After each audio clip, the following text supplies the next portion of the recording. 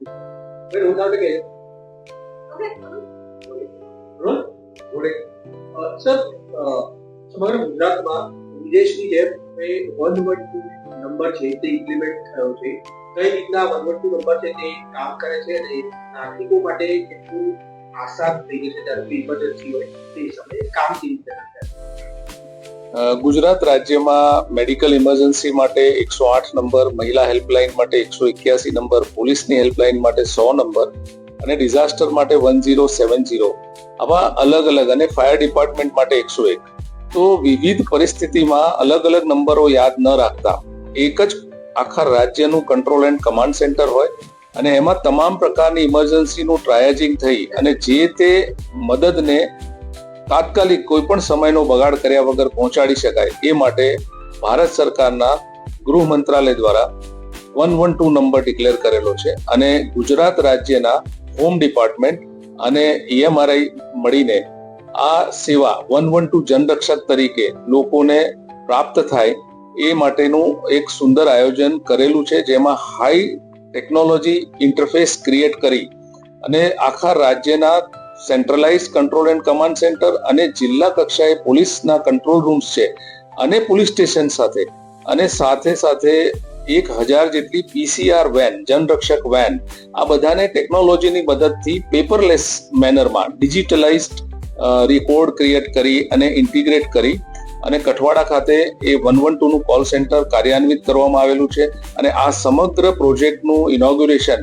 આપણા ગૃહમંત્રી, કેન્દ્રીય ગૃહમંત્રી અને સહકારિતા મંત્રી માનનીય અમિત શાહ સાહેબે 31 ઓગસ્ટના દિવસે ગાંધીનગરથી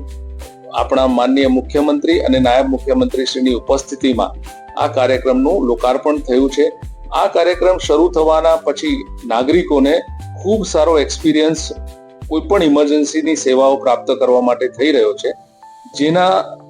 નેજા હેઠળ હાલમાં 112 નંબરથી કોઈ પણ પ્રકારની પોલીસ હવે અગાઉના 100 નંબર, 108 નંબર, 181 કે 1070, 101 નંબર આ કઈ જ યાદ રાખવાની જરૂર નથી. 112 નંબર અને એની પણ એક સુંદર મોબાઈલ એપ્લિકેશન છે.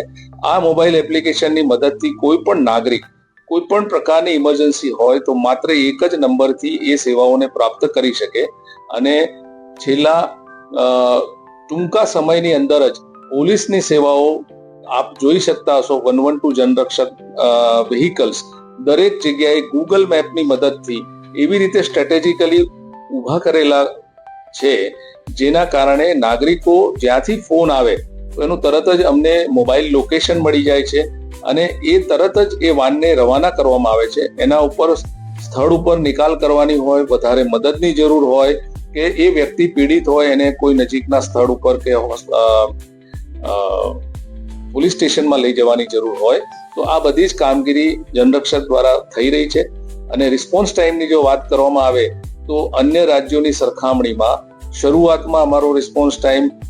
24 મિનિટ જેટલો હતો, જે હાલમાં ક્રમશઃ રીતે ખૂબ જિલ્લા કક્ષાએ પણ બહુ બારીકાઈથી આ પ્રોજેક્ટનું મોનિટરિંગ થઈ રહ્યું છે અને એમાં જે પણ સુધારા વધારાને ઇન્ટરવેન્શન્સ, ટ્રેનિંગ, પ્રોટોકોલ સ્ટ્રેન્થનિંગ બધું અને ટેકનોલોજીનો ઇન્ટરફેસ ક્રિએટ કરીને હાલમાં જોઈએ તો ગુજરાતનો 112 નો રિસ્પોન્સ ટાઈમ લગભગ 12 મિનિટની આસપાસ છે અને શહેરી વિસ્તારની જો વાત કરવામાં આવે તો બરોડા, સુરત, અમદાવાદ અને રાજકોટ, તો બરોડાનો માત્ર 6 મિનિટ એવરેજમાં 112 ની જનરક્ષક સેવાઓ નાગરિકોને પ્રાપ્ત થાય છે અને આવનારા સમયની અંદર પણ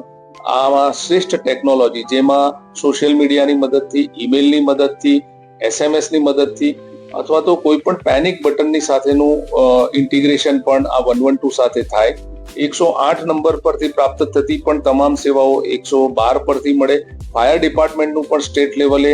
એક જ 112 નંબર કરતા સમગ્ર રાજ્યમાં એ સેવાઓ પ્રાપ્ત થાય. આવા ખૂબ જ ઓપ્ટિમિસ્ટિક મિશન અને વિઝન સાથે ગુજરાતના હોમ ડિપાર્ટમેન્ટ દ્વારા શરૂ કરેલી આ સેવાઓ લોકોને વધારે એડમિનિસ્ટ્રેશનમાં કોન્ફિડન્સ, એમની ડે ટુ ડે લાઈફમાં ખૂબ જ મોટું વેલ્યુ એડિશન થશે અને કોઈ પણ ઇમરજન્સી હોય તો બેઝિઝક વિવિધ માધ્યમો દ્વારા એને ત્વરિત પ્રાપ્ત કરી શકે એ પ્રકારનું આયોજન 112 જનરક્ષક પ્રોજેક્ટમાં ગુજરાત ખાતે કરવામાં આવેલું છે. એપ્લિકેશનનું નામ 112 છે. 112 તમે આમાં શોધતો ને 112. Okay, 112.